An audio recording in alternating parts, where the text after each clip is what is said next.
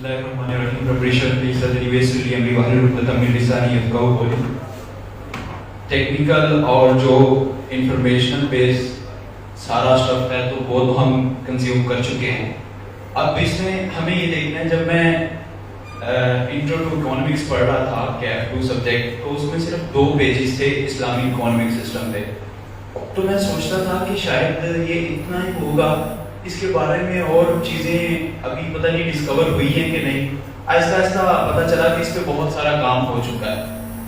अभी मेरी ख्वाहिश है कि हम मुस्तकबिल में शायद 10 साल के बाद हम ऐसा करना चाहते हैं कि हम चार्टर्ड अकाउंटेंट्स जब ICAP के बोर्ड में होंगे और प्रेसिडेंट तक यहाँ से लोग जब पहुँचेंगे तो हम इसमें एक चैप्टर क्यों नहीं ऐड कर सकते कि इको की बुक के अंदर एक चैप्टर क्यों नहीं ऐड हो सकता.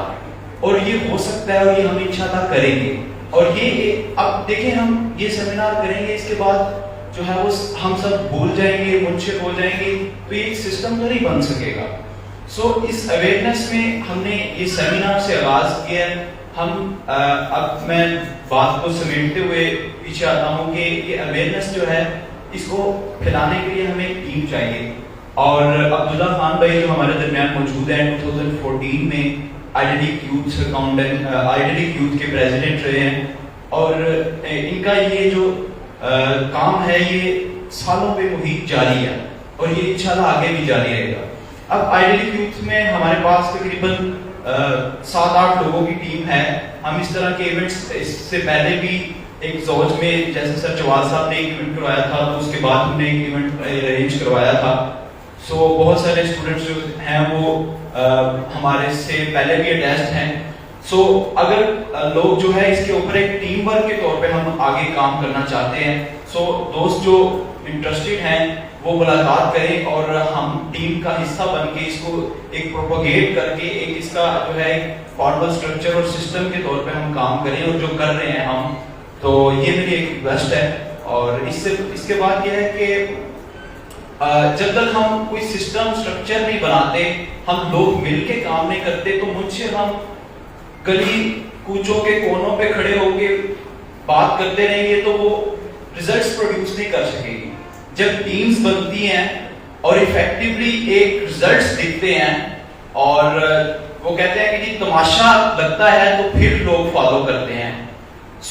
हम अब देखें क्या होता है. 80-20 प्रिंसिपल एक रूल है सिंपल सा. उसमें यह है कि 10% लोग जो हैं वो इवल फॉलोअर हैं और 10% लोग जो हैं वो राइट फॉलोअर हैं.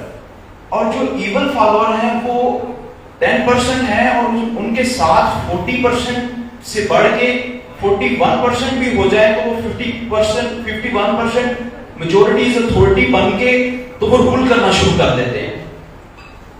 इसी तरह राइट विंग और राइटियस पीपल जो हैं वो 10% जो हैं उनके जो साथी हैं वो 40% होते हैं, लेकिन उनमें से सारे मुझसे होते हैं.